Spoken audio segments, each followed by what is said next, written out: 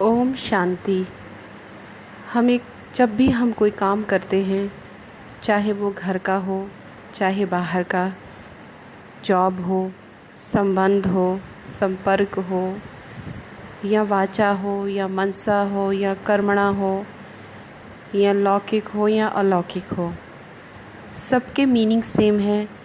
सब ही इंटरकनेक्टेड है।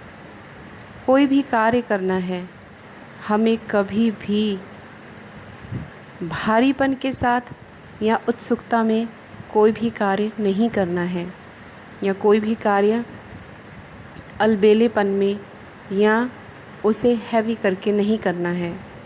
क्योंकि जब भी हम कोई भी कार्य, चाहे वो सेवा हो, लौकिक की चाहे अलौकिक की सेवा, जब हम उस कार्य को भारीपन से या खींच के करते हैं तो वो विकार बन जाता है, और जो विकार होता है उसका फल अच्छा नहीं होता।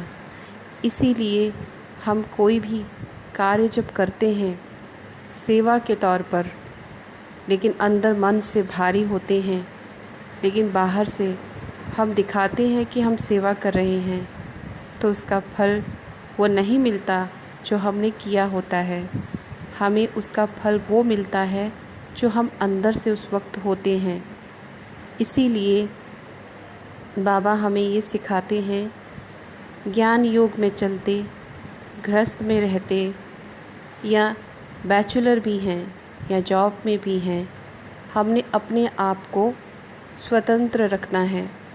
कभी भी किसी के लिए या किसी काम के लिए हमने अपने आप को बांधना नहीं है, अपने आप को बर्डन में नहीं रखना है, क्योंकि ये सभी चीज़ें हमें डाउन करती हैं, हमारी शक्ति को घटाती हैं। तो कोई भी ऐसा कार्य जो आत्मा की शक्ति को कम करे, वो कभी नहीं करना है, न कभी देखना है, न कभी सुनना है, न सोचना और न बोलना है। क्योंकि इसका जो फल है वो हमेशा व्यर्थ, नकारात्मक या साधारण होगा।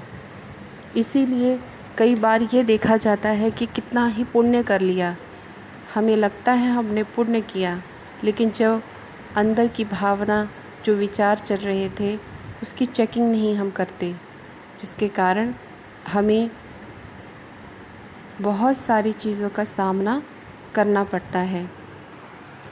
हम जो स्थूल आँखों से सामने जो कोई भी चित्र, या कोई भी कानों से, इंद्रियों से, अपने जो सेंसेस हैं उनसे जो सुनते हैं, जो देखते हैं, और बार बार जो चित्र देखते हैं, बार बार जो विचार हम चलाते हैं, बार बार जो कुछ हम सुनते हैं, वो हमारे भीतर जाता है और वो छप जाता है।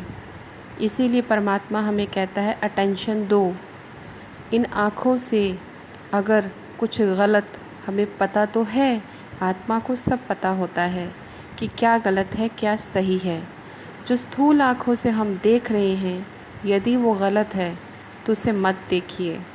अगर गलत पढ़ रहे हैं तो मत पढ़िए। अगर गलत सुना जा रहा है तो मत सुनिए, अवॉइड कीजिए।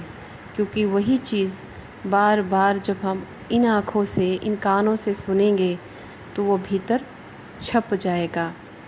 इसीलिए बाबा कहते हैं कि चॉइस आपकी है कि आप क्या देखें, क्या सुने और क्या पढ़ें। अटेंशन अपने आप में रखनी है कि हमने इस सोसाइटी में, जो ये सोसाइटी चल रही है, या जो गैदरेशन है, अगर अच्छा नहीं लग रहा है तो उसे अवॉइड करना है। लेकिन ऐसे अवॉइड नहीं करना है कि दूसरे आप पर ये एलिगेशन लगाए कि ये आत्माएं जो हैं ज्ञान में चलती हैं, इसलिए ये ऐसी हैं, ये अटेंड नहीं करती है। वैसा कुछ नहीं करना है, लेकिन उन सब के बीच में रहते हुए भी हमने अपनी आत्मिक स्थिति को परमात्मा की तरफ ही रखना है। जिससे क्या होगा कि हमारी जो वाइब्रेशन है, सामने वाले की वाइब्रेशन अगर लो है और वो गैदरेशन अगर लो है, तो वहाँ पर वो आत्माएं हमारे सामने नहीं टिक पाएंगी, क्योंकि हमारी आत्मा की जो स्टेज है वो हायर है और बाहर की स्टेज जो है वो लो है, वो हमारे प्रभाव में आएंगी। इसीलिए एक ऑडियो बाबा ने मुझसे बनवाई थी कि देखते हुए भी ना देखें, सुनते हुए भी ना सुने। तो कभी कभी ऐसी आत्माओं के बीच में बैठना भी पड़ता है, जॉब में कार्य करना भी पड़ता है, लेकिन अपने मन की स्थिति को परमात्मा के साथ हमेशा लगाए रखें। जितना सुनना है बाहर से उतना सुने, जितना ज़रूरी है देखना उतना देखें। बाकी जो मन की आँखें, जिसे कि आत्मा की बुद्धि बोला जाता है, जो मन की आँखें हैं उससे सदैव परमात्मा का ही स्मरण करें, उसका ही चित्र देखते रहें, जिससे कि हमारी हायर स्टेज रहेगी, सोल की काम करने की क्षमता बहुत बढ़ेगी शरीर की, और साथ में हमारे साथ वही आत्माएं जुड़ेंगी जो हमारी फ्रीक्वेंसी से मैच खाती होंगी। ये बिल्कुल सत्य है। इसीलिए कोई भी ऐसा कार्य मत कीजिए जिससे आपका दिमाग बोझिल हो, हैवी हो। अगर ऐसा कुछ आता भी है तो परमात्मा, ये मेरे ईश्वर, मेरे प्रभु, मेरे बाबा, ये सब आपका है, आपको दिया, अब आप जानो। निश्चिंत होकर रहना है और अपने रूटीन का जो कार्य है वो करते जाना है। बड़े इजी रहना है, इजी तरीके से ही चलना है। ओम शांति।